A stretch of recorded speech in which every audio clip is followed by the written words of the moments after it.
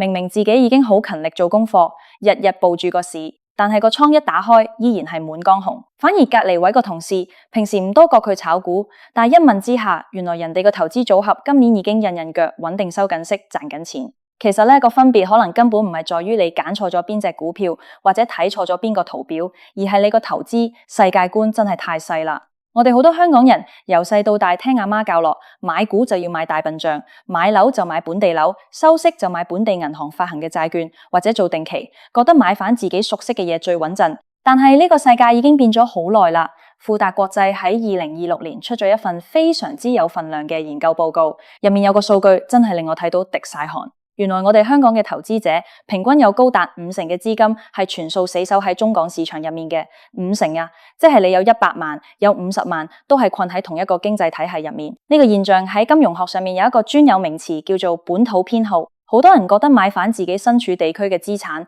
因為日日睇新聞都見到，感覺上好似安全啲，容易掌握啲。但係報告講得好白，呢種過度集中嘅地區配置，正正就係令到你個投資組合抗風險能力變得非常脆弱嘅元兇。你諗下，如果本地經濟出現周期性下行，或者有啲咩突發政策改變，你份工可能已經受影響，你層樓嘅估值又跌，然後你連手頭上嗰50%投資都一齊插水。呢個打擊係幾何級數咁上嘅，所以我今日真係好想同大家坐低慢慢拆解下，到底我哋點樣可以跳出呢個只係識得買港股、港樓同本地銀行債嘅固有思維。我哋要用數據同理智去講嘢，真正學識咩叫分散投資，咩叫全球資產配置。而講到全球配置，最基礎、最穩陣，亦都係每個成熟投資者都一定要識嘅一環，就係環球固定收益資產。簡單嚟講就係，除咗買大笨象收息之外，你一定要識得點樣揀美債同埋環球投資級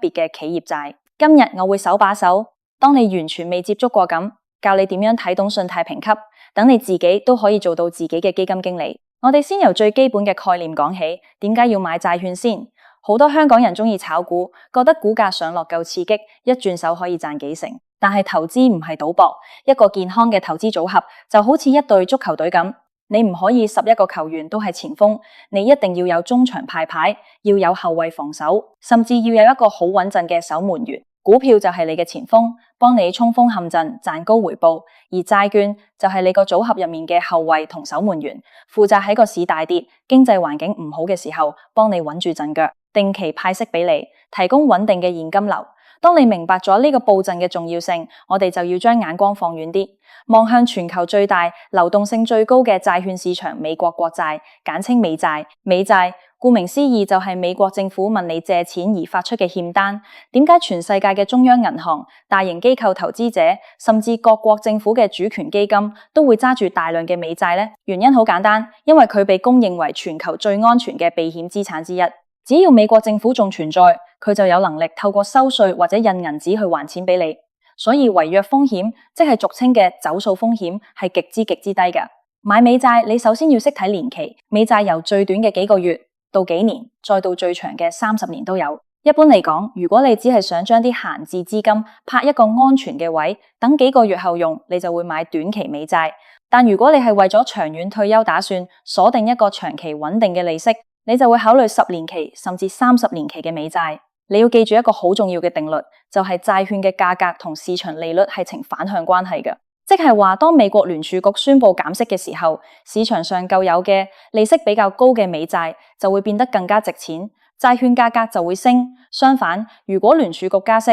債券價格就會跌。所以投資美債唔單止係收息咁簡單，如果你眼光夠準，捕捉到利率周期嘅轉變，你分分鐘可以做到財息兼收。不過，對於一啲追求回報高少少，但又唔想承受股票咁大風險嘅朋友嚟講，單單買美債可能覺得唔夠喉。呢個時候，我哋就要認識另一個好重要嘅板塊——環球投資級別企業債。咩叫企業債呢？就係唔係政府問你借錢，而係一啲大型跨國企業問你借錢。例如蘋果公司、微軟、強生呢啲富可敵國嘅大企業，佢哋都會發行債券嚟籌集資金做生意。因為企業嘅信譽同財力點都唔及得一個國家嘅政府，所以佢哋為咗吸引你借錢俾佢哋，就必須要提供比政府國債更高嘅利息。呢個利息差距，我哋叫做信用風險溢價。你承受多咗少少風險，就理應得到多啲嘅回報。但係問題嚟啦，世界上有千千萬萬間公司，有啲大到不能倒，有啲就隨時會執笠。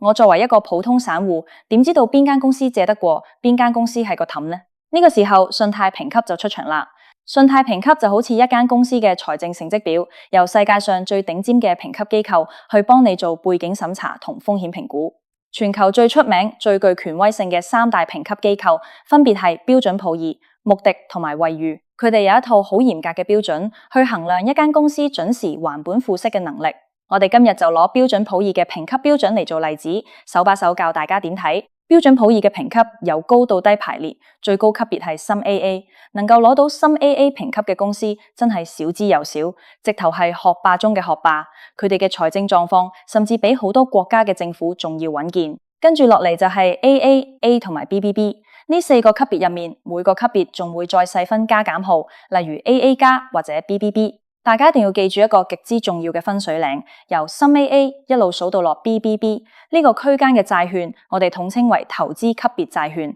只要係屬於投資級別，就代表評級機構認為呢啲公司違約嘅風險非常之低，適合絕大部分追求穩健嘅投資者。你買呢啲公司嘅債，晚上可以安穩咁瞓得着覺。但係如果評級跌穿咗 BBB， 去到 BB 加、BBB， 甚至去到 CCC 或者更低嘅 D 級，咁就大件事啦。呢啲跌出咗投資級別嘅債券，我哋統稱為非投資級別債券，或者大家喺新聞成日聽到嘅一個比較難聽嘅名，垃圾債券，又叫做高收益債。點解叫高收益？因為佢哋違約風險高，隨時會爆煲走數，所以佢哋焗住要用極高嘅利息去利誘啲肯博大霧嘅投資者。如果你買垃圾債，你就唔係做緊防守，而係做緊極度高風險嘅投機。我強烈建議一般散戶，尤其係以退休或者財富增值為目標嘅朋友，千萬唔好掂跌出 BBB 以下嘅債券，因為一旦經濟逆轉，呢啲公司隨時會破產，到時你連本金都會渣都冇得成。咁講到呢度，大家可能覺得，哇，要自己去睇評級，去揀公司債，好似好複雜搞。其實而家嘅金融市場已經非常發達，